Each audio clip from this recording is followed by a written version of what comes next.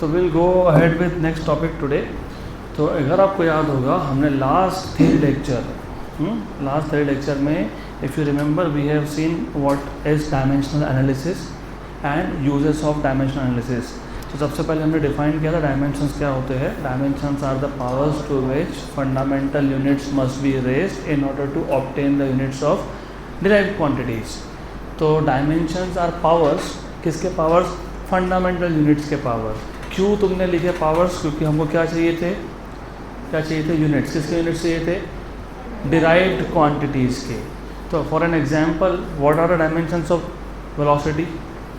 L1t - 1, acceleration L1t - 2, force m1 L1t - 2, then energy m1 L2t - 2।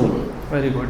फिर हमने देखा था यूजेस ऑफ डायमेंशनल एनालिसिस। तो तीन यूजेस हमने देखे थे। Number one was, if you remember, याद है क्या? What was the first use of dimensional analysis? To check the dimensional correctness of a given equation. तो कोई भी इक्वेशन डायमेंशनली करेक्ट तब होता है जब उसमें जितने भी टर्म्स है on both sides of the equation they have same dimensions. So if all the terms on both sides of the equation have same dimensions then the equation is said to be dimensionally correct। हमने second use देखा था, if you remember, to establish the relationship between related physical quantities। for example उसमें मैंने आपको एक example दिया था pendulum का। पेंडुलम का टाइम पीरियड फाइंड करना है तो टाइम पीरियड का इक्वेशन हमने फाइंड किया था यूजिंग डायमेंशनल एनालिसिस के √L/g। फिर तीसरा यूज़ हमने देखा था, if you remember, to find the conversion factor of a given physical quantity in different system of units. If you remember एक एग्जांपल मैंने यहाँ लिया था 1 जूल इज 10⁻⁷ अर्थ, और एक आपको मैंने असाइनमेंट दिया था 1 newton equals to x time, और x की वैल्यू फाइंड करनी थी। कितनी आई? 10⁵ वेरी गुड। तो ये थे यूजेस ऑफ डायमेंशनल एनालिसिस। अब डायमेंशनल एनालिसिस के कुछ यूजेस है तो कुछ उसके लिमिटेशंस भी है। लिमिटेशन मतलब डायमेंशनल एनालिसिस हम लोग कहाँ कहाँ पे यूज़ नहीं कर सकते। तो लिमिटेशंस ऑफ डायमेंशनल एनालिसिस तो हमने देखा था कि कहाँ कहाँ यूज़ कर सकते हैं। अब हम देखेंगे कहाँ कहाँ हम लोग यूज़ नहीं कर सकते हैं।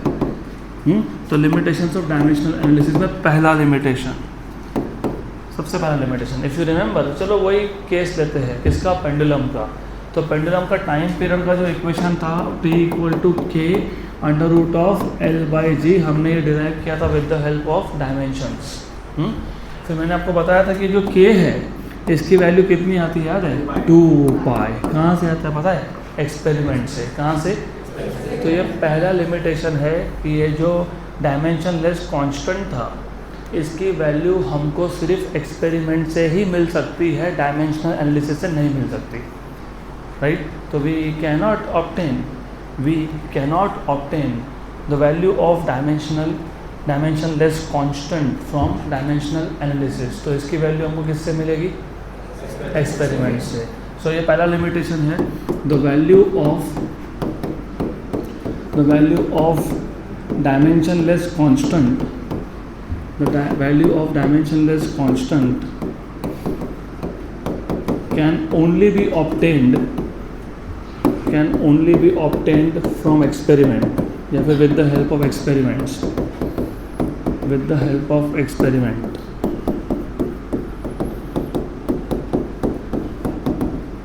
ओके। और ये जो वैल्यू एक्सपेरिमेंट से मिलता है ना उसका एक नाम है एम्पिरिकल वैल्यू। क्या बोलते हैं उसको? Empirical value. Such a value is known as empirical value.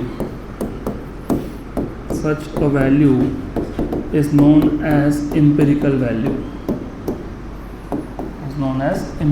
value. तो ये पहला लिमिटेशन है।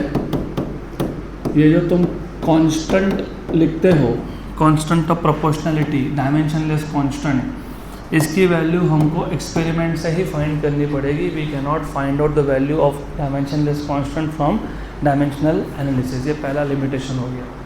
नंबर 2, ये वही एग्जांपल लेता हूँ वापस से टाइम पीरियड का। तो time period equal to K under root of L by G, हम ये इक्वेशन डिराइव कर पाए। क्यों कर पाए?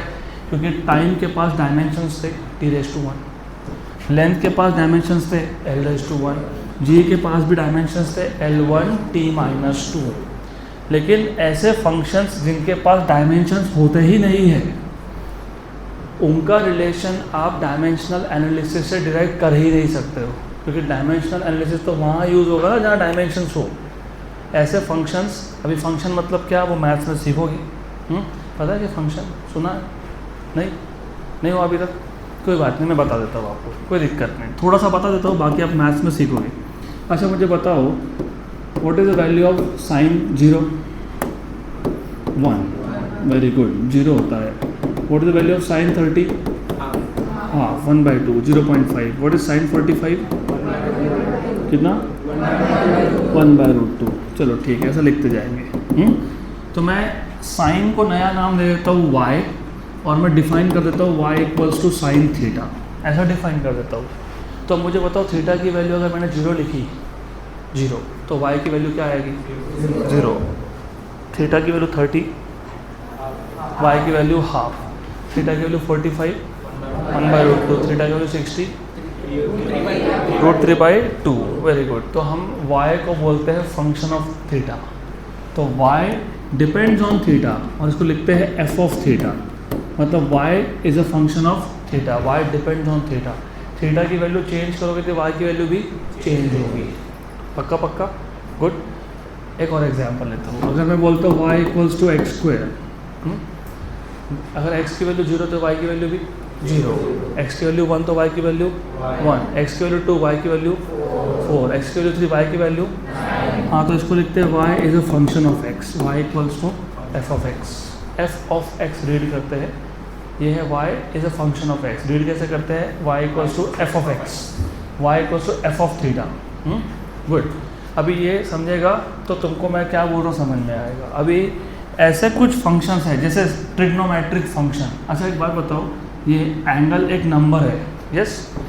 0 degree is a number, 30 degree is a number, 60 degree is a number, 45 degree is a number, 90 degree is also number. और sign of 0 वो भी नंबर है, साइन ऑफ 30 1/2 ये भी नंबर है, साइन 45 ये भी नंबर है, साइन 60 भी नंबर है। तो ये सारे नंबर्स है ना? डायमेंशंस है क्या इनके पास? नहीं। तो ट्रिग्नोमेट्रिक फंक्शन के पास डायमेंशंस होते हैं क्या? नहीं। सिमिलरली एक्सपोनेंशियल फंक्शंस, पता है आपको एक्सपोनेंशियल फंक्शंस क्या होते हैं? For example 10⁻⁴ is 10, 10⁻² is 100, 10⁻³ is 1000, 10⁻⁴ is 10,000, right? या फिर ऐसा भी लिखते हो e⁻⁴ इज e⁻² मतलब e², e⁻3, ये इसको बोलते हो एक्सपोनेंशियल। तो do you see exponential functions भी क्या है?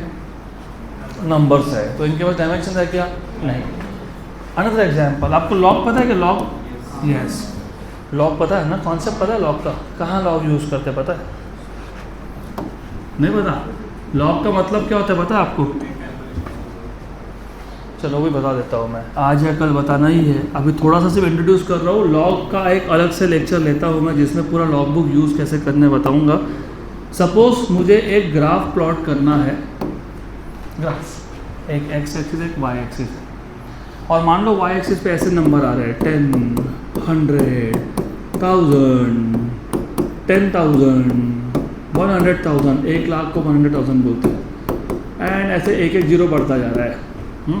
तो पहली बात तो बड़े बड़े नंबर्स इन्वॉल्व है, मतलब मेरे पास पेज का साइज़ लिमिटेड है लेकिन नंबर्स बहुत बड़े बड़े इन्वॉल्व है, तो आउट ऑफ स्केल चला जाएगा। करेक्ट? तो बहुत ज़्यादा नंबर्स है। अब मैं इतने सारे नंबर को प्लॉट कर नहीं पा रहा हूँ क्योंकि मेरे पास पेज का लेंथ लिमिटेड है। तो हम लोग क्या करते हैं, हम लोग इन नंबर को छोटा कर देते हैं। छोटा कैसे करते हैं? हम बोलते हैं कि चलो एक काम करेंगे, लॉग डिफाइन करेंगे, log of 10 to the base 10, 1। Very good. तो अभी इसके आगे से 10 को मैं 1 बोलूँगा, सिंपल बात है। देन लॉग ऑफ 100, 100 मतलब 10⁻², to the base 10 मतलब 2 होता है, राइट? करेक्ट? तो इसको अब इसके आगे से 100 को क्या बोलूँगा? 2, 1000 को क्या बोलूँगा? इसको क्या बोलूँगा? मतलब तुम देख रहे हो 10 1 बन गया, 100 2 बन गया, हाँ 1000 3 बन गया, 10,000 4 बन गया, 1 लाख को 5 बोल दिया, तो नंबर छोटे कर दिए ना।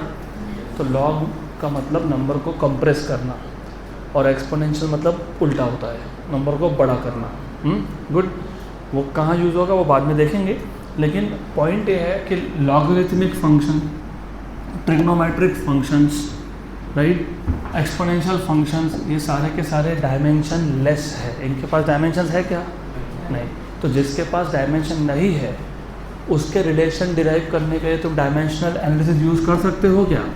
नहीं कर सकते, नहीं कर सकते ना। हमने t equal to K under root of L by G derive कर लिया था, क्योंकि t के डायमेंशंस थे, l के थे, g के थे। मैं कोई और इक्वेशन भी डिराइव कर सकता हूँ, s equal to U T plus 1 half A T square भी डिराइव कर सकता हूँ डायमेंशनल एनालिसिस यूज़ करके, क्योंकि s के पास, u के पास, t के पास, a के पास क्या है? डायमेंशंस है। तो याद रखना, dimensional analysis can not be used, dimensional analysis cannot be used to derive relations involving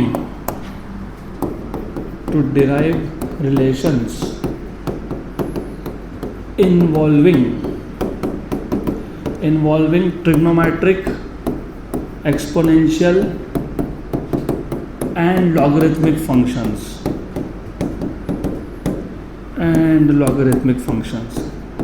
क्योंकि इनके पास डायमेंशंस नहीं होते।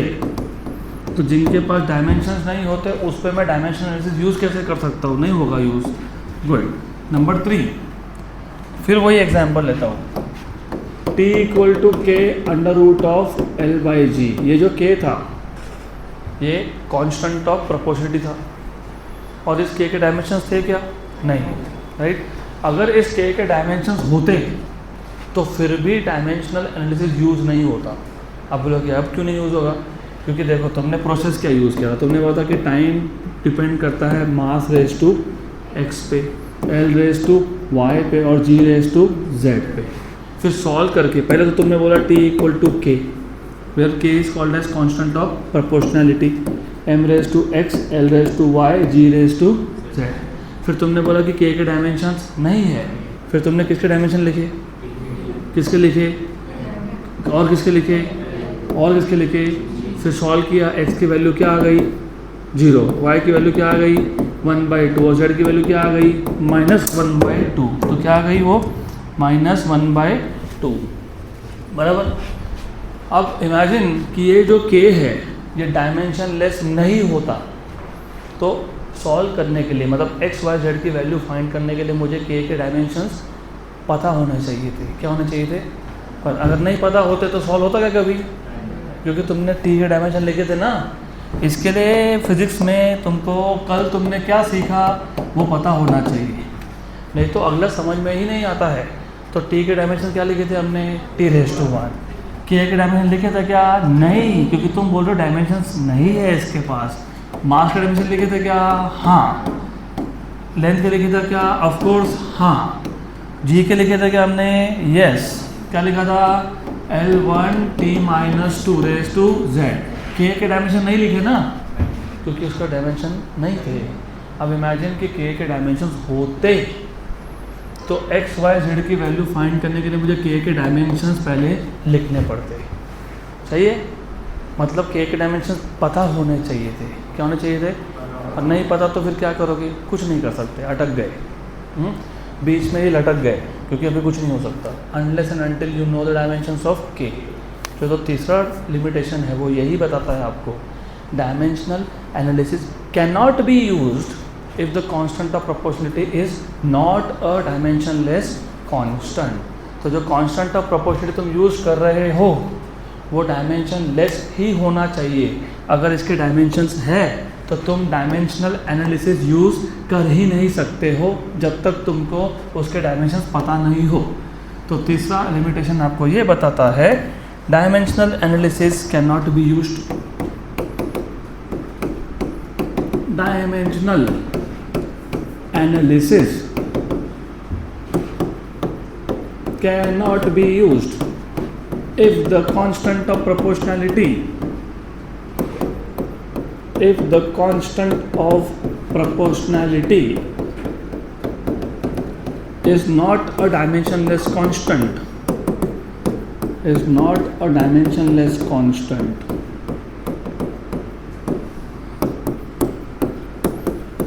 तो अब तक के 3 रूल हमने देखे, 3 रूल मतलब 3 लिमिटेशन देखे, 3 ड्रॉबैक देखे। पहला ड्रॉबैक क्या था? The value of dimensionless constant can only be obtained with the help of experiments, and such a value is known as empirical value. Number 2, dimensional analysis cannot be used to derive relation between trigonometric, exponential and logarithmic functions, क्योंकि उनके पास dimension नहीं होते। Number 3, dimensional analysis cannot be used if the constant of proportionality is not a dimensionless constant। चौथा भी है। Fourth, अभी fourth देखो ऐसा है, फॉर एग्जाम्पल आपको तो पता ही है S equal to ut plus 1/2 at square, तो you know this is a dimensionally correct equation. Yes, क्योंकि S के डायमेंशंस, ut के डायमेंशंस और 1/2 at स्क्वायर के डायमेंशंस सेम आते हैं। अगर मैंने ऐसा लिखा होता तो ये इक्वेशन डायमेंशनली फिर भी करेक्ट है, करेक्ट है ना? डायमेंशनली करेक्ट है, फिजिकली करेक्ट नहीं है, डायमेंशनली करेक्ट है, क्योंकि S के और ut के डायमेंशंस सेम है। मतलब मैंने एक टर्म कम लिखा तो भी डायमेंशनली करेक्ट है। इमेजिन मैंने एक टर्म ज़्यादा लिखा फिर भी डायमेंशनली करेक्ट है, तो ये चौथा ड्रॉबैक है। चलो मैं 5 टर्म और लिखता हूँ।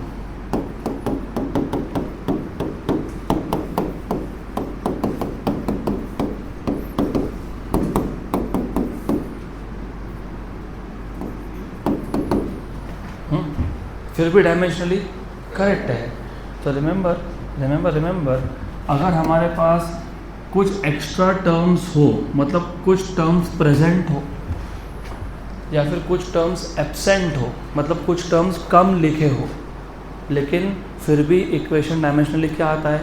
करेक्ट आता है। तो इसका मतलब मैं एक्स्ट्रा टर्म के प्रेजेंस के बारे में या एब्सेंस के बारे में बता नहीं सकता, क्योंकि एक्स्ट्रा टर्म लिखा तो भी इक्वेशन क्या आ रहा है? डायमेंशनली करेक्ट आ रहा है।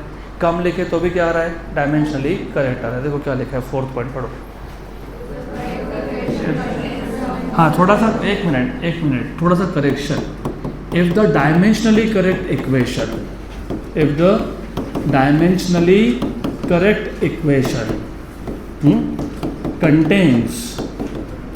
कंटेन्स अब आगे पढ़ो, कंटेन्स सम मोर, मतलब एक्स्ट्रा टर्म्स और less terms of the same dimensions. Very good. Of the same dimensions, then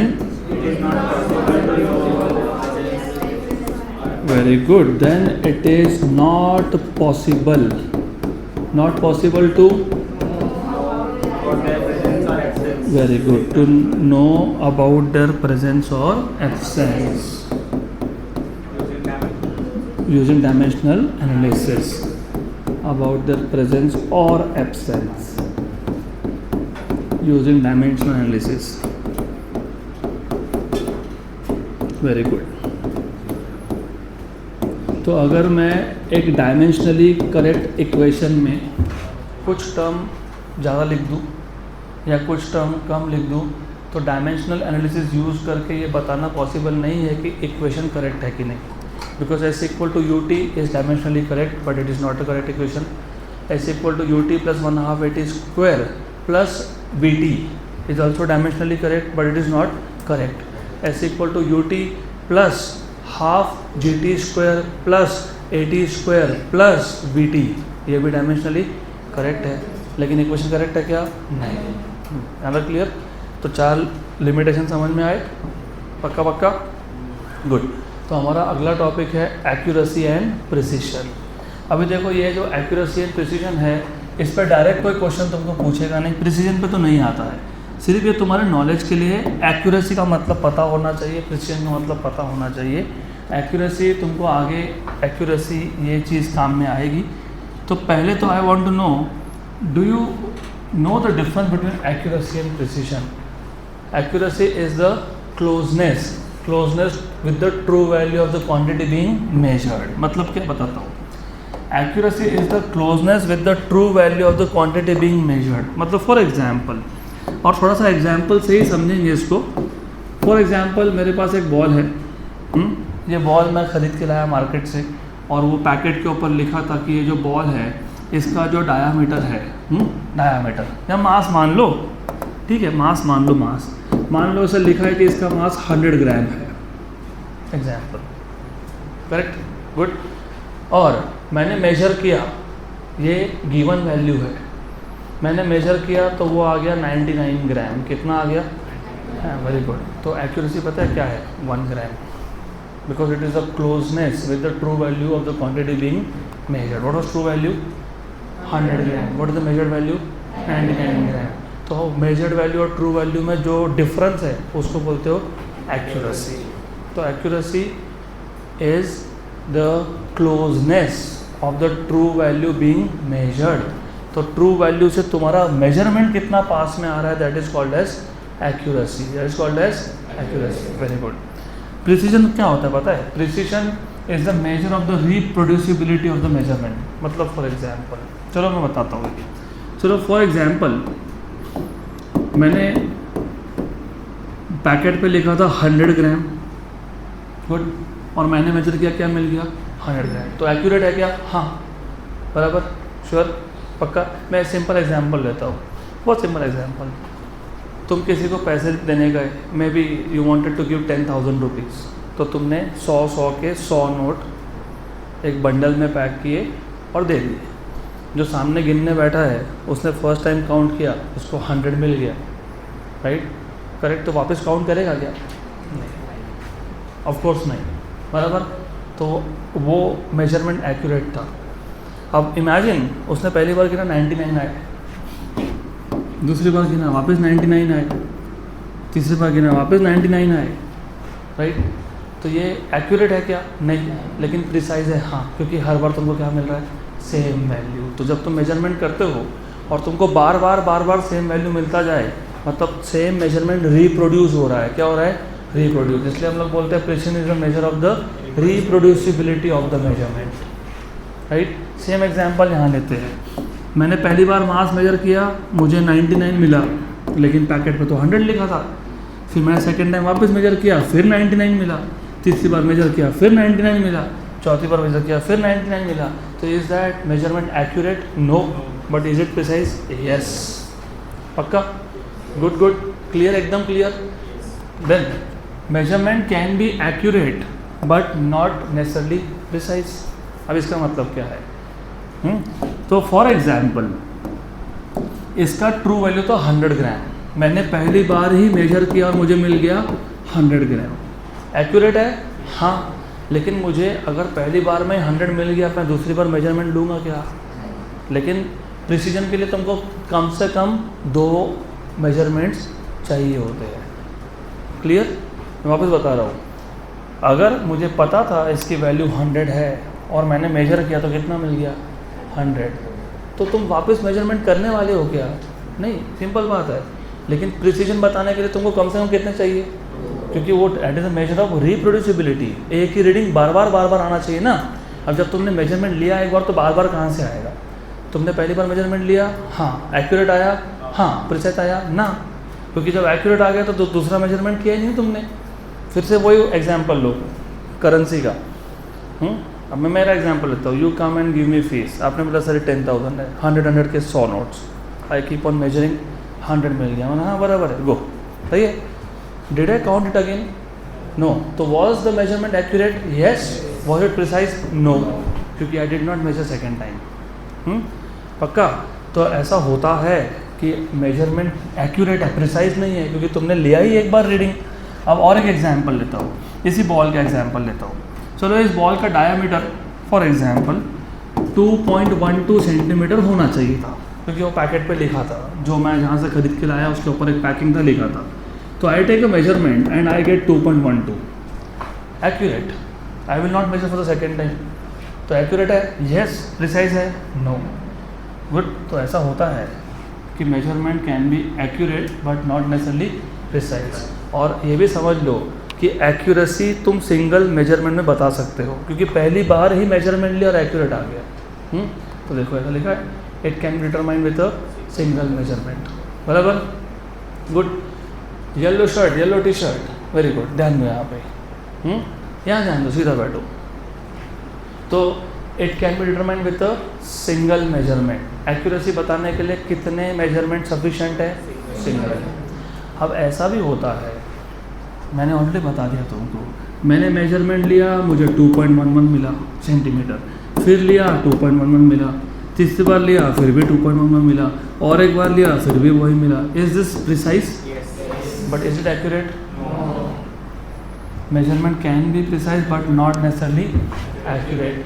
और प्रिसीजन बताने के लिए एक से काम चलेगा क्या? नहीं, several measurements. So it needs several measurements to be determined. पक्का पक्का? Sure sure.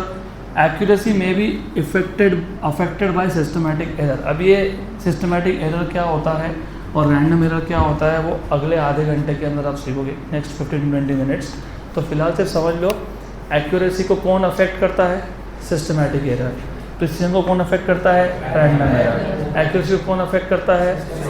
प्रिसीजन को कौन अफेक्ट करता है? Random error. Good. Accurate values have to be precise in most cases. मतलब क्या? वापस कोई एग्जाम्पल। तो ट्रू वैल्यू कितना था? 2.12। मैंने पहला रीडिंग लिया, क्या मिला? 2.12। दूसरा मिला 2.12, तीसरा मिला 2.12, चौथा मिला 2.12। Are this values precise? Yes. Are they also accurate? Yes. तो accurate values most of the cases में क्या होते हैं? प्रिसाइज होते हैं, राइट? उल्टा ट्रू नहीं होता, may or may not be. तो precise values may or may not be accurate. फिर वही example, I measure the values, I get 2.11, 2.11, 2.11, 2.11। Are this precise? Accurate? No. May or may not B. हो भी सकता है, नहीं भी हो सकता है। हो कब सकता है? For example, are this values precise? Yes. Are this also accurate? Yes. तो may or may not be. This tells you degree of conformity. Confirm करना, कन्फर्म कि हाँ एक्यूरेट है। तो accuracy is a degree of confirmation and precision is a degree of reproducibility. तो ये 5-6 points याद रखना, difference between accuracy and precision. तो what is accuracy? Closeness to the true value of the quantity being measured. What is precision? Measure of reproducibility of a measurement. How many measurement do you need for accuracy?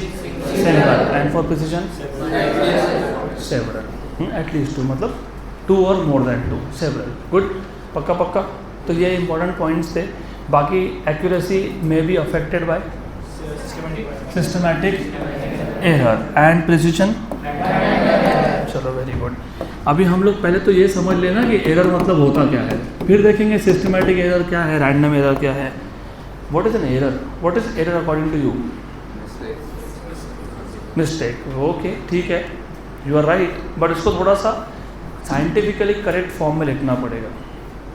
चलो for example वही case लेते हैं, वही ball का case लेते हैं।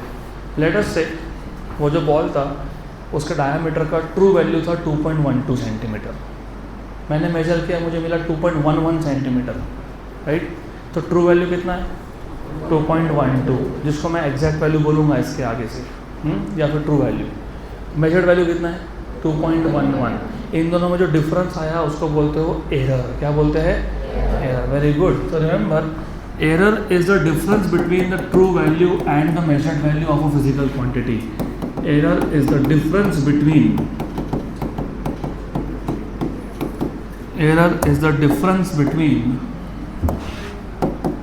किसका difference है? Difference between true value and the measured value of a physical quantity. And the measured value of a physical quantity. अभी ये जो थ्योरी आप सीख रहे हो, इस थ्योरी पे आगे जाके फॉर्मूला बनेंगे, उस फॉर्मूला पे आगे जाके क्वेश्चन बनेंगे। और ये सब जेई नीट के पर्सपेक्टिव से इंपॉर्टेंट है to know the theory first, क्योंकि थ्योरी के बिना तुमको क्वेश्चन समझ में नहीं आएगा। एरर फाइंड कैसे करते हैं, अभी तक तो सिर्फ मैं बता रहा हूँ एरर क्या है, फिर टाइप्स ऑफ एरर, फिर एरर को एस्टिमेट कैसे करना, कौन से एरर आ सकते हैं, किस किस तरीके से हम लोग रिप्रेजेंट कर सकते हैं, वो सब सीखना पड़ेगा हमको। तो error is the difference between the true value and the measured value. अब देखेंगे टाइप्स ऑफ एरर, और टाइप्स ऑफ एरर के लिए तुमको मैं पूरा एक ट्री डायग्राम बना के देता हूँ, उसमें तुमको इजीली याद रहेगा टाइप्स ऑफ एरर्स। अभी जो टाइप्स ऑफ एरर है, ये दो टाइप के एरर होते हैं, एक होता है सिस्टमैटिक एरर, एक होता है रैंडम एरर। गुड। तो errors are classified into two types, systematic and random, systematic error and random error. Okay, अब सिस्टमैटिक एरर का मतलब ये नहीं होता, क्योंकि हम नॉर्मली जब सिस्टमैटिक वर्ड यूज़ करते हैं ना, तो अच्छा मुझे बताओ, what do you understand by the meaning systematic? What is the meaning of systematic? हाँ, what is the meaning of systematic? Organized. Very good. एक यूनिफॉर्म नहीं बोल सकते, ऑर्गेनाइज्ड बोल सकते हैं। तो रिमेंबर, हाँ ठीक है, accordingly, but important word is like organised, systematic, एक प्रॉपर ऑर्डर फॉलो करके, राइट। यहाँ पे सिस्टमैटिक का मतलब वो नहीं है। तो पहले तो तुमको एक कन्फ्यूजन हो जाएगा। Systematic here means related to system of measurement of a physical quantity. तो यहाँ पे सिस्टमैटिक मतलब सिस्टम से रिलेटेड। अब सिस्टम का मतलब क्या? टाइम क्या हुआ है? नहीं आप मत बताओ, आप बताओ टाइम क्या हुआ है? हाँ 3:35, I think it should be 2:35। हाँ ओके, पक्का, राइट, गुड। तो इन्होंने क्या यूज़ किया टाइम मेजरमेंट करने के लिए?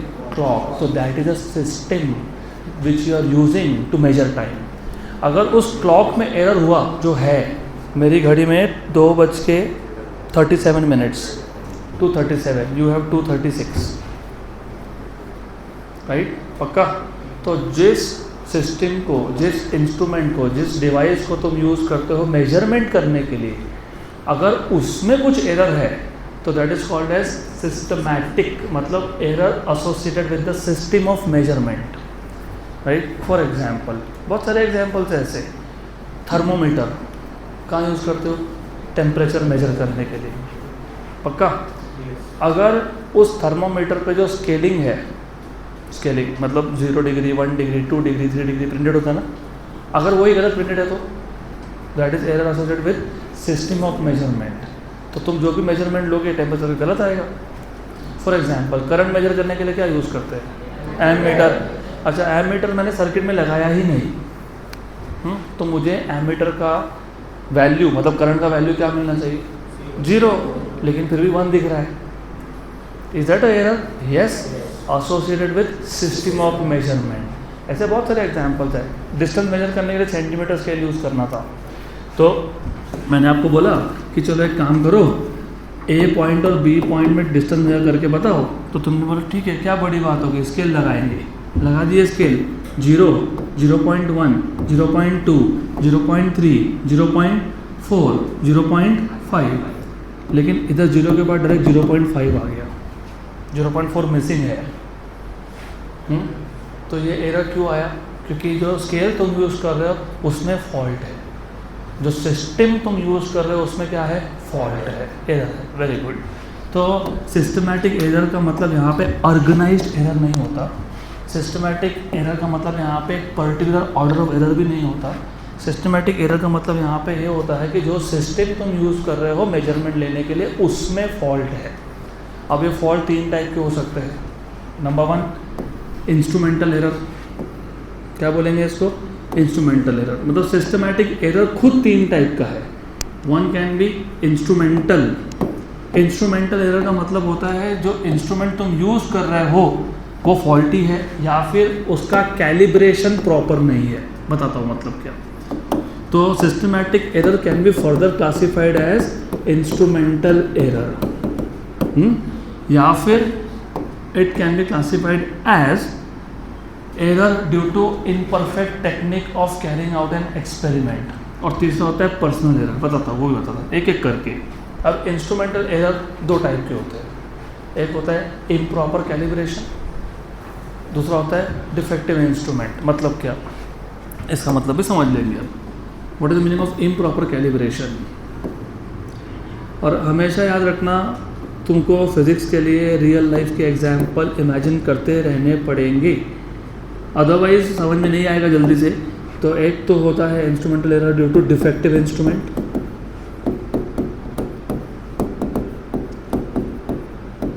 एक होता है इम्प्रॉपर कैलिब्रेशन।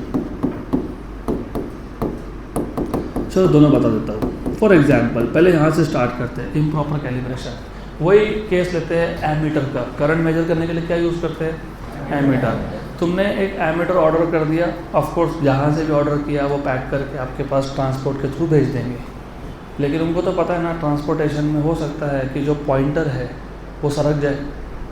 होता है ना ऐसा, होता है, ऑफ कोर्स होता है, करेक्ट। तो उन्होंने पैकेट के ऊपर लिख के भेजा कि इसको यूज़ करने से पहले तुम चेक करो कि पॉइंटर जीरो पे है कि नहीं। अगर नहीं है तो उसके दो स्क्रू खोलो और पॉइंटर को जीरो पे सेट करो। और हमने वो पढ़ा ही नहीं, डायरेक्ट लगा दिया, बराबर, करेक्ट। तो हमने कैलिब्रेट नहीं किया, करना चाहिए था। मतलब हमने पॉइंटर को कहाँ सेट करना चाहिए था, जीरो पे, हमने नहीं किया। तो वो इंस्ट्रूमेंट डिफेक्टिव था क्या, नहीं, वहाँ पे प्रॉपर क्या था, इम्प्रॉपर क्या था, कैलिब्रेशन।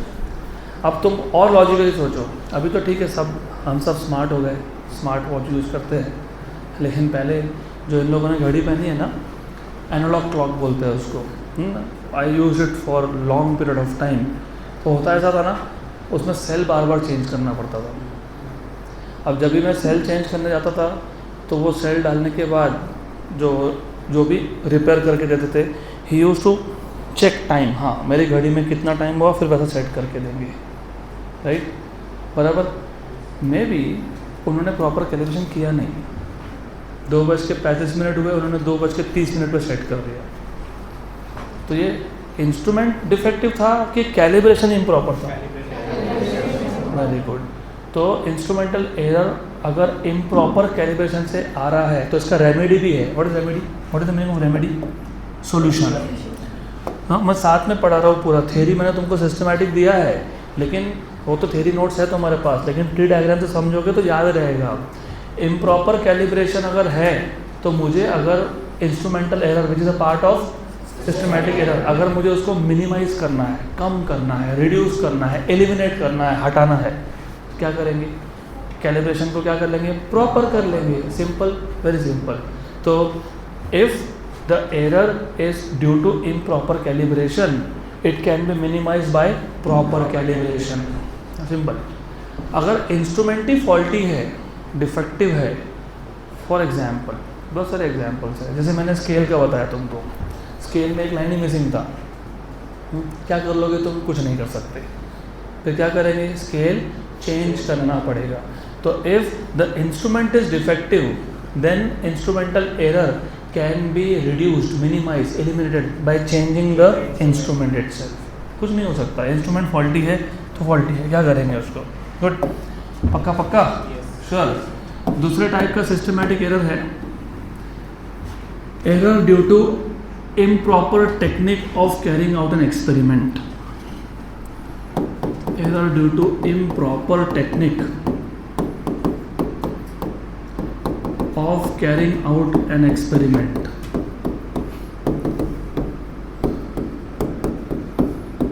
तो इसका भी एक एग्जाम्पल देता हूँ, रिलेटेबल एग्जाम्पल है जो तुम रियल लाइफ से भी रिलेट कर पाओगे। फॉर एग्जाम्पल, हमको एक एक्सपेरिमेंट करके एक रीडिंग लेनी है, किया होगा ना स्कूल में, एक्सपेरिमेंट्स किए होंगे, मेजरमेंट्स लिए होंगे, राइट। और ये थोड़ा कॉम्प्लिकेटेड एक्सपेरिमेंट है, इसमें आपको ऐसा बोला था कि पहले स्टेप 1 फॉलो करो, फिर स्टेप 2 फॉलो करो, फिर स्टेप 3 फॉलो करो, फिर स्टेप 4 फॉलो करो, फिर स्टेप 5 फॉलो करो, राइट, और फिर रीडिंग लो। मैं इसका रियल लाइफ एग्जांपल भी दूंगा। अब तुम बोलोगे इतना सारा कौन करेगा, हम नहीं करेंगे, हम कंप्यूटर कोड लिख देंगे। कंप्यूटर कोडिंग में हम लोग बोल देंगे step 1, step 2, step 3, step 4, step 5। और ऐसा हुआ, मैं एक एग्जांपल दे देता हूँ रियल लाइफ का। आपके घर में वॉशिंग मशीन है क्या? हाँ, अभी तो मोस्टली फुल्ली ऑटोमेटिक होगा, मोस्टली, है ना, फुल्ली ऑटोमेटिक। पता है फुल्ली ऑटोमेटिक में क्या होता है? You know there are different types of machine, semi automatic, fully automatic, और एक था एकदम पुराना जो सिर्फ कपड़े धोएगा, ड्राई तुमको खुद को करना पड़ेगा। फिर था सेमी ऑटोमेटिक, एक चैम्बर में क्लॉथ धोए जाएंगे, दूसरे में तुम डाल के ड्राई करोगे, उसका ड्रायर अलग होता था। और अभी आता है फुल्ली ऑटोमेटिक, मतलब तुमने सिर्फ कपड़े डाल दिए, उसमें सर्फ डाल दिया, बटन चालू कर दिया, वो सब खुद कर लेगा। उसमें स्टेप्स होते हैं, यू नो, पता है कौन से? और लिखा होता है ना, सोक, रिंस, नहीं तो जाके पढ़ो, सोक, रिंस, वॉश, ड्राई, ऐसा स्टेप्स होते हैं अलग अलग। तो it has to follow a particular sequence कि पहले उसने सोक करना है, मतलब पानी के अंदर कपड़ों को भिगो के रखना है, रिंस करना, जो भी बोलते हैं, I don't know what it is called as, I don't know, I just see it from my personal life experiences. हमने मशीन चालू कर दी, मशीन बेचारा अपना काम कर रहा था, इलेक्ट्रिसिटी गया। हमारे यहाँ तो गर्मी में जाता रहता है, राइट, जाता है आता है, जाता है आता है। तो जब जाता आता है तो आपको पता है मशीन के अंदर मेमोरी होता है, मशीन को याद रहता है कि लाइट जाने से पहले मैं कौन सा स्टेप कर लिया था, अब मुझे उसके आगे जाना है। लेकिन वो मेमोरी शॉर्ट लास्ट होता है, गजनी इफेक्ट, टेम्पररी। तो वो मशीन को याद था 15 मिनट तक, 20 मिनट तक, 1 घंटे तक कि लाइट जाने से पहले, इलेक्ट्रिसिटी जाने से पहले, that is a correct word, electricity cut off होने से पहले कौन से स्टेप परफॉर्म हो गए थे। इलेक्ट्रिसिटी आ गया, वो अगला स्टेप कर देगा। पर इमेजिन उस पूरे दिन इलेक्ट्रिसिटी आया ही नहीं, अगले दिन आया, मशीन भूल गया, तो मशीन ने वापस से कहाँ से स्टार्ट किया? स्टेप 1 से। कहाँ से स्टार्ट किया? तो ये इम्प्रॉपर टेक्निक हुआ कि नहीं? हाँ, प्रॉपर तो क्या था, स्टेप 1 के बाद स्टेप 2 के बाद स्टेप 3, फिर स्टेप 4, 3 स्टेप कर लिए, बिजली गया, जब आया तो वापस कहाँ से स्टार्ट हुआ? हाँ, तो जैसा क्वालिटी ऑफ वॉशिंग मिलना चाहिए तो मिलेगा क्या तुमको? नहीं, तो वो इम्प्रॉपर टेक्निक हुआ ना। एक्सपेरिमेंट में भी ऐसा होता है, बहुत सारे तरीके हैं, बताता हूँ मैं आपको। एक तो हमने कंप्यूटर को लगा दिया कान पे कि तुम ये करो, ये करो, ये करो, ये करो, ये करो, बीच में इलेक्ट्रिसिटी गया, कंप्यूटर बंद हो गया। तो जब आया, कंप्यूटर ने क्या किया, वापस से स्टेप 1 से स्टार्ट किया। तो तुम्हारा मेजरमेंट आएगा, सही आएगा क्या? नहीं, किसके साथ आएगा? एरर के साथ। उसको किस में डालोगे? सिस्टमैटिक, क्योंकि computer is also a system which is use to do measurements. हाँ, अभी ये तो एक एग्जाम्पल है, बाकी भी एग्जाम्पल्स हैं। फॉर एग्जाम्पल आप जब स्केल रीड करते हो, आपको पता है स्केल रीड कैसा करना चाहिए? स्केल रीड कैसा करते पता है? फॉर एग्जाम्पल आपको बोला 2 पॉइंट में डिस्टेंस बताओ, तो you have to look perpendicular, ऐसा ऊपर से देखना पड़ता है उसको, तो करेक्ट रीडिंग मिलता है। हमेशा साइड से देखते हैं, करके देखना, ये 2 पॉइंट ड्रॉ करना, स्केल रखना, इस साइड से देखना, ऊपर से देखना और बाजू से देखना, करके देखना, रीडिंग सेम नहीं मिलेगी तुमको। अभी मत करो घर पे, you will not gate correct reading, क्योंकि आइडियली स्पीकिंग तुमको नॉर्मल देखना पड़ता है उसमें। तो वो भी क्या है? Improper technique of carrying out an experiment. तो अगर ये एरर आ रहा है, इसको रिमूव कैसे करोगे? By carrying out the experiment by proper technique. तो सिंपल सा सॉल्यूशन है उसका। तीसरा है पर्सनल एरर, ह्यूमन एरर,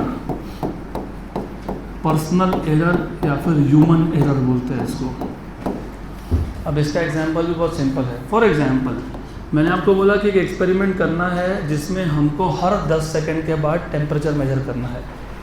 तो you take a thermometer, you put that thermometer in a liquid, जो मैंने बर्नर के ऊपर रखा है, टेम्परेचर बढ़ते जा रहा है और मुझे हर 10 सेकंड में मेजर करना था टेम्परेचर, राइट। तुम एक्सपेरिमेंट कर रहे हो, मैं यहाँ खड़ा हूँ, टीचर क्लास में है, तो तुम सिंसियरली कर रहे हो, 2-2 का ग्रुप बना के 10-10 सेकंड के बाद। जैसे टीचर बाहर गया, अरे आज खाना क्या खाया था, अरे आज शाम में कुछ प्लान है क्या, चल घूमने जाएंगे, फिर याद आया कि 10 सेकंड के ऊपर हो गया यार, हमने तो रीडिंग लिया नहीं, तो यहाँ पे किसका फॉल्ट था? ये तो ठीक था, ठीक था, राइट, ये भी ठीक था, राइट, गलती किसकी थी? The one who is doing, who is taking observation. तो this type of error is due to humans, इसलिए बोलते हैं ह्यूमन एरर या फिर personal error, because of the carelessness of an observer taking the measurements. हमने बोला 10-10 second के बाद लेना था, तुमने नहीं लिया, तुम्हारी गलती है, तो इसको कैसे करेक्ट करोगी? By being careful, simple. तो ये भी सिस्टमैटिक एरर में जाता है, क्योंकि तुम गलती तो तुमने की, लेकिन तुम मेजरमेंट करने के लिए सिस्टम यूज़ कर रहे थे ना, इसलिए किस में आता है? ये सिस्टमैटिक एरर में। तो अब बचा कौन? Random error. अब इसका भी एग्जांपल देता हूँ। अभी आज का दिन तो बेस्ट एग्जांपल है हमारे लिए, रिलेट करेंगे, को रिलेट करोगे तो समझेगा धीरे धीरे। एक एक्सपेरिमेंट है जो हॉट सनी डे पे होना चाहिए था। तो हमने डिसाइड किया कि चलो अप्रैल का महीना अपने यहाँ पे गर्म होता ही है, 24 अप्रैल को हम लोग एक्सपेरिमेंट करेंगे दोपहर के 12 बजे, क्योंकि it is hot sunny, sun is directly above your head. और उस दिन बादल आ गए, जैसे ये हुआ ना आज, वो ना क्लाउडी हो गया। तो फिर एक एक्सपेरिमेंट जिसके लिए ये कंडीशन था कि it has to be a clear sky, hot day and sun should be visible, और उस दिन आ गए बादल, और तुमने ले लिया, कर लिया एक्सपेरिमेंट। किसका फॉल्ट था? ये तो ठीक था, इंस्ट्रूमेंट ठीक था, ये भी ठीक था, हम भी केयरफुल थे, ये रैंडम एरर है। अब प्रॉब्लम है कि रैंडम एरर को तुम एलिमिनेट कर ही नहीं सकते हो। कैसे बोलोगे बादल जा काला, ऐसा तो नहीं होगा ना, तो वो तो कुछ तुम्हारे हाथ में है नहीं। तो ऐसे टाइप के एरर्स में, एरर्स को कम करने के लिए हमारे पास एक ही ऑप्शन बचता है, सेम एक्सपेरिमेंट को बार बार रिपीट करो और सारे मेजरमेंट्स का एवरेज लो। क्या लोगे? एवरेज, क्योंकि average values turn out to be accurate values, near to accurate. Average values turn out to be near to accurate. और एक एग्जांपल भी देता हूँ। There are certain experiments physics में जो डार्क रूम में ही होते हैं। डार्क रूम मतलब उस रूम के वॉल्स कम्प्लीटली ब्लैक होते हैं, अगर खिड़की है तो वो भी बंद करके रखा है, कर्टन लगा के रखा है ब्लैक कलर का, रूफ मतलब सीलिंग भी ब्लैक है, और वहाँ पे कोई भी एक्सटर्नल लाइट अलाउड ही नहीं है, राइट। तो आप एक्सपेरिमेंट कर रहे हो, ऐसे ऑप्टिक्स के एक्सपेरिमेंट होते हैं ऐसे, जिसमें तुम लेंस या मिरर यूज़ करते हो ना। और हुआ ये, तुम एक्सपेरिमेंट कर रहे थे, किसी ने दरवाज़ा खोल दिया, तो क्या हुआ? बाहर का लाइट अंदर आ गया। तो तुम जो मेजरमेंट ले रहे थे वो करेक्ट मिलेगा क्या? It will be with error. अब वो एरर कौन सा टाइप का है? रैंडम एरर है। तो random errors we cannot control. तो इसको कम करने के लिए, इसको तुम कंप्लीटली रिमूव नहीं कर सकते हो, लेकिन कम कर सकते हो। कम करने के लिए क्या करेंगे? We will do the experiment again and take the average. Very good, clear यहाँ तक? तो what is an error? What is the definition of error?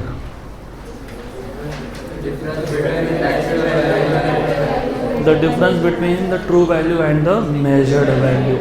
How many types of errors? Two. Systematic and random. Systematic error can be further classified into how many types? Three types. पहला, instrumental error can be further classified into which two types? Defective instrument, improper calibration. How do you correct improper calibration? Proper calibration. Very good. और ये खासकर astronomy में ज़्यादा होता है। जब तुम टेलीस्कोप से किसी चीज़ को देखते हो ना, उसमें बहुत इंपॉर्टेंट है, वहाँ पे बोला होता है कि ये टेलीस्कोप यूज़ करने से पहले ये स्टेप्स फॉलो करने पड़ेंगे, और हम लोग करते नहीं है। देखने गए तो हम सैटर्न को देख रहे हैं, जुपिटर को, फिर बोलते हैं रिंग्स कहाँ गए? अरे तुमने प्रॉपर कैलिब्रेट नहीं किया तो क्या करोगे उसको? Good. Then number 2 is defective instrument. How do you correct it? You don't have any option but to change the instrument और पार्ट ऑफ द इंस्ट्रूमेंट. हो सकता है पूरे इंस्ट्रूमेंट में एक छोटा सा पार्ट ही डिफेक्टिव था, उसको चेंज कर दिया. गुड. होता है ना, नया मोबाइल फ़ोन खरीद के आ गए, फिर फ़ोन चल रहा है, सब चल रहा है, लेकिन मैं फ़ोन पे बात कर रहा हूँ तो आवाज़ ही नहीं आ रहा, सामने वाले को जा रहा है, मुझे नहीं आ रहा है. तो माइक तो वर्किंग है, स्पीकर ख़राब है, फिर जाओगे बोलेगा रुको भेजता हूँ सर्विस सेंटर में, वो क्या चेंज करके देगा? Speaker, right. वो थोड़ी बोलेगा पूरा फ़ोन में नया मिलेगा आप। तो वो if you have a big instrument only a part is defective, तो you replace that defective part. Then उसके बाद second, proper technique of carrying out an experiment. यहाँ पे तुमको एक्सपेरिमेंट का प्रॉपर टेक्निक फॉलो करना पड़ेगा टू मिनिमाइज, टू रिड्यूस या टू एलिमिनेट द एरर। तीसरा था पर्सनल एरर और human error which is due to carelessness of an observer who is carrying out the experiment. उसके बाद है random error. Random errors are due to sudden changes in the experimental condition. Suddenly experimental condition change हो गया, अब इस पर हमारा control नहीं होता है, इसलिए हम उसको क्या बोलते हैं? Random error. और रैंडम एरर तुम कम्प्लीटली एलिमिनेट कर नहीं सकते हो, बराबर। इसके लिए क्या करते हो? बार बार रीडिंग लेते हैं। Very good, coming to the point. बार बार रीडिंग लेते हैं। प्रिसिशन के लिए बार बार रीडिंग लेना पड़ा था क्या? नहीं लेना पड़ा था बार बार रीडिंग प्रिसिशन के लिए। तो यूसी प्रिसिशन में भी इफेक्टेड बाय रैंडम एरर क्यों बोला है? क्योंकि रैंडम एरर को करेक्ट करने के लिए तुमको बार बार रीडिंग लेना पड़ेगा, और हर बार रीडिंग सेम नहीं आने वाला ना अब। हाँ, इसके लिए प्रिसिशन पे उसका क्या होगा? इफेक्ट होगा, right. That is why they are telling you precision can be affected by random error. अब चलो यहाँ तक तो हमने एरर और उसके टाइप्स देख लिए, लेकिन मैंने अब तक कहाँ बताया कि एरर फाइंड कैसे करते हैं। तो देखो अगला क्या है? Estimation of errors. अब इम्पॉर्टेंट है हम एरर्स को एस्टिमेट कैसे करेंगे। Estimation of errors, good. तो अब सबसे पहले एरर का डेफिनेशन तुमको पता है, क्योंकि तुमने मेरे को आंसर भी दिया, difference between true value and measured value. चलो कमिंग टू द पॉइंट, ये एक बॉल है जो मैं खरीद के नहीं लाया, मैं जा रहा था रास्ते में मिल गया, उठा लिया, राइट। तो मेरे पास इसका बॉक्स नहीं है, मतलब मुझे इसका डायमीटर का ट्रू वैल्यू पता नहीं है। तो मुझे ट्रू वैल्यू पता नहीं, तो फिर क्या करेंगे? घर पे ले आए, एक स्केल लगाई और रीडिंग ले लिया, इसको नाम दे दिया A1, कुछ वैल्यू मिल गया, फॉर एग्जांपल 2.12, 2.13, 5.14, कुछ भी एक वैल्यू ले लो, सम वैल्यू, राइट। फिर जब मैं रीडिंग लेता तो दोस्त आया, बोला क्या कर रहा है? अरे कुछ नहीं, ये मेरे को बॉल मिला था तो मैंने सोचा टाइम पास करने के लिए चल मेजरमेंट कर लेंगे। मेजर किया, फिर दोस्त बोला अरे मेरा स्केल यूज़ कर, ज़्यादा अच्छा है। तो उसका यूज़ किया तो 2.11 आ गया। अब प्रॉब्लम हो गया, ट्रू वैल्यू कौन सा? पता नहीं। क्यों पता नहीं? क्योंकि ये पता नहीं कि दोनों के में से स्केल किसका करेक्ट था। फिर तीसरा दोस्त आया, वो बोला अरे मैंने ये ना ज़्यादा पैसे भर के लिया है, तो अभी तुम ये यूज़ करो, और नया वैल्यू मिल गया, करेक्ट। फिर चौथा दोस्त आया, वो बोला अरे मेरे पापा कल ही फॉरेन से ले आए, और तुमको पता है फॉरेन का अच्छा होता है, Indian products are low quality. हाँ, वो उस पर आ ही रहा था मैं, तुमने पहले ही बता दिया। फिर बाकी लोग उसको बोल रहे अरे क्या फॉरेन कर रहे, तेरा मेड इन चाइना है। तो अभी प्रॉब्लम ये है कि which one is a true value, we don't know. पर मैंने अभी बताया जब ट्रू वैल्यू पता नहीं हो तो क्या करते हैं? Average. How do you find out averages? Sum of all the numbers, मतलब यहाँ पे all the measurements, number of measurements, इसको बोल देंगे हम लोग मीन वैल्यू, और मीन वैल्यू को मान लेंगे ट्रू वैल्यू, बराबर। तो जब हमको ट्रू वैल्यू पता नहीं होता है, तो हम लोग मीन को क्या मान लेते हैं? ट्रू। मैं आज सिर्फ इंट्रोड्यूस कर रहा हूँ, मैं प्रॉपर तुमको अगले लेक्चर में बताऊँगा, अभी सिर्फ हमको समझना है कॉन्सेप्ट क्या है। तो when we take multiple readings, right, and we don't know what is true value, we take the average of those readings, and उस एवरेज को, उस मीन वैल्यू को क्या बोल देते हो? True value. ये तो 4 रीडिंग है, अगर मैं n रीडिंग लूँगा तो n ऑब्जर्वेशन लूँगा तो फिर A1 + A2 + A3 + A4 up to n divide by n। पक्का इसको क्या मान लिया आप?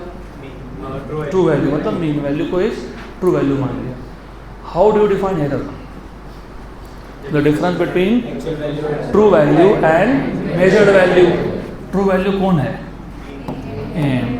मेजर्ड वैल्यू कौन कौन है? A1 है, A2 है, A3 है, A4 है, A5 है, राइट। अभी प्रॉब्लम ये हो गया, चलो पहले तो अब्सोल्यूट एरर डिफाइन करेंगे। अब्सोल्यूट एरर, अब्सोल्यूट मतलब मॉड, क्या मॉड। तो तुम क्या करते हो, ट्रू वैल्यू में से मेजर्ड वैल्यू क्या करते हो, सब्ट्रैक्ट। क्या करते हो, सब्ट्रैक्ट, और इसका लेते हो मॉड। मॉड को बोलते हैं एब्सोल्यूट। अब ऐसा क्यों किया? ऐसा इसलिए किया क्योंकि बहुत बार ऐसा होगा कि ये जो सब्ट्रैक्शन है ये नेगेटिव भी आ सकता है, पॉजिटिव भी आ सकता है, जीरो भी आ सकता है। तो हम लोग क्या ले लेते हैं, मॉड। उसको क्या बोलते हैं, एब्सोल्यूट। तो ये एरर क्या है, एब्सोल्यूट एरर है। क्या है ये? अब इसको डिफाइन कैसे करोगे? Absolute error is the magnitude of, क्योंकि तुमने मॉड लिया, मॉड मतलब क्या लिया, मैग्नीट्यूड लिया। मतलब नेगेटिव आया तो भी क्या लोगे, पॉजिटिव, पॉजिटिव आया तो भी क्या लोगे, उसको बोलते हो मैग्नीट्यूड। क्या बोलते हो? तो absolute error is the magnitude, किसका मैग्नीट्यूड, ऑफ द डिफरेंस। किसका difference? Mean value and each individual measurement. अब ईच क्यों बोला मैंने? क्योंकि मैंने पहला वैल्यू माइनस किया तो ये एरर किस में है, पहली वैल्यू में है। दूसरा माइनस किया तो दूसरे में है, तीसरा माइनस किया तो तीसरे में है। अच्छा बाय द वे, फिजिक्स में एरर के लिए हम कुछ सिंबल फिक्स कर देते हैं। तो हम लिखते हैं डेल्टा, मतलब एरर। किस में एरर? पहली वैल्यू में एरर, तो डेल्टा A1। तो ये हो गया absolute error in first measurement, ये हो गया absolute error in second measurement, ये हो गया आपका absolute error in third measurement. तो मुझे कौन बताएगा what is absolute error in nth measurement? AM minus AM। Good, पक्का, राइट। अब थोड़ा सा वापस पिक्चर क्लियर करता हूँ। प्रॉब्लम था मीन, हमको ट्रू वैल्यू पता नहीं था, तो हमने मल्टीपल मेजरमेंट लिए, उस मल्टीपल मेजरमेंट का मीन वैल्यू को ट्रू वैल्यू मान लिया। ट्रू वैल्यू में से हर एक वैल्यू को क्या किया, सब्ट्रैक्ट किया, और क्या लिया, मॉड। और उसको क्या बोल दिया हमने, एब्सोल्यूट एरर। क्या बोल दिया? तो एब्सोल्यूट एरर डिफाइन कैसे किया हमने? It is the magnitude of difference between the mean value and each individual measurement. तो what is the error, what is the error in the first measurement? mod of AM minus A1. What is the error, absolute error in second measurement? AM minus A2 का mod, third AM minus A3 का mod, eighth very good. अब जैसे पहला problem था कि true value पता नहीं, तो तुमने क्या कर लिया, मीन, राइट। क्योंकि बहुत सारे वैल्यूज थे, किसको ट्रू मानोगे, मीन को। बहुत सारे एरर है, किसको ट्रू मानोगे, कौन सा ट्रू एरर है, एवरेज। तो इन सारे एरर क्या करोगे, मीन करोगे, इसको बोलोगे मीन एब्सोल्यूट एरर। क्या बोलेंगे इसको, मीन एब्सोल्यूट एरर। इसको लिखते हैं डेल्टा AM। ये हो जाएगा delta A1 plus delta A2 plus plus plus plus plus delta AN upon N। तो जैसे हमको ट्रू वैल्यू पता नहीं था तो मीन को ट्रू मान लिया, वैसे ही हमको ट्रू एरर पता नहीं तो मीन एरर को क्या मान लिया, ट्रू एरर। तो it is mean absolute error. पक्का पक्का, गुड गुड। आज सिर्फ इंट्रोड्यूस कर रहा हूँ, कल डिटेल में देखेंगे वापस। अब हम और एक टाइप का एरर डिफाइन करते हैं जिसको बोलते हो फ्रैक्शनल एरर या फिर रिलेटिव एरर। क्या बोलते हैं, फ्रैक्शनल एरर और relative error. Mean absolute error को मीन वैल्यू से डिवाइड कर दो, इसको क्या बोलोगे, फ्रैक्शनल एरर। क्या बोलोगे, या फिर रिलेटिव एरर। और फ्रैक्शनल एरर को या रिलेटिव एरर को 100 से मल्टीप्लाई कर दो, इसको बोलोगे परसेंटेज एरर। बराबर, करेक्ट। तो डेल्टा AM अपॉन AM मतलब ratio of mean absolute error to that of mean value is known as fractional error और relative error. Fractional error into 100 is called as percentage error. तो अभी आज का last thing that you must know before we stop, error हमेशा तब आता है जब हमने मेजरमेंट किया। जब हमने मेजरमेंट किया ही नहीं तो एरर आया ही नहीं, क्योंकि हमने इंस्ट्रूमेंट यूज़ किया नहीं। तो for example when I say what is the value of G,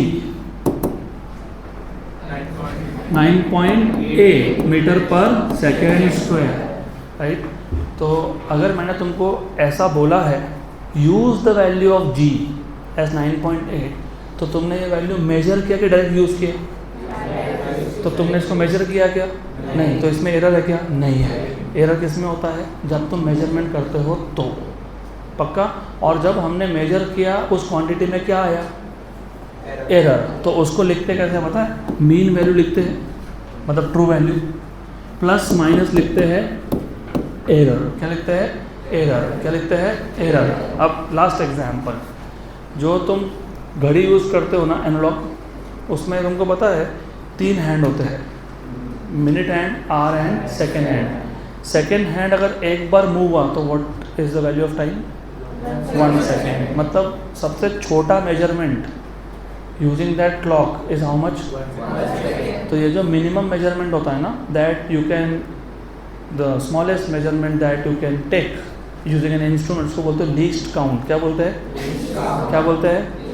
क्या बोलते हैं? जितना लीस्ट काउंट होता है उतना ही एरर होता है। जितना लीस्ट काउंट होता है उतना ही। तो वो जो घड़ी की मैं बात कर रहा हूँ उसमें एरर कितना है? 1 सेकेंड। कितना है? अब ये इमेजिन करो कि मैंने वही घड़ी यूज़ करके 100 सेकेंड मेजर किए। कितना मेजर किए? तो ट्रू वैल्यू क्या आई? 100। उसको लिखूँगा कैसे? 100 प्लस माइनस 1। 100 प्लस माइनस, मतलब जो टाइम की वैल्यू है वो 99 से 101 तक हो सकती है। पक्का? करेक्ट? श्योर? तो बाकी का अभी नेक्स्ट लेक्चर में।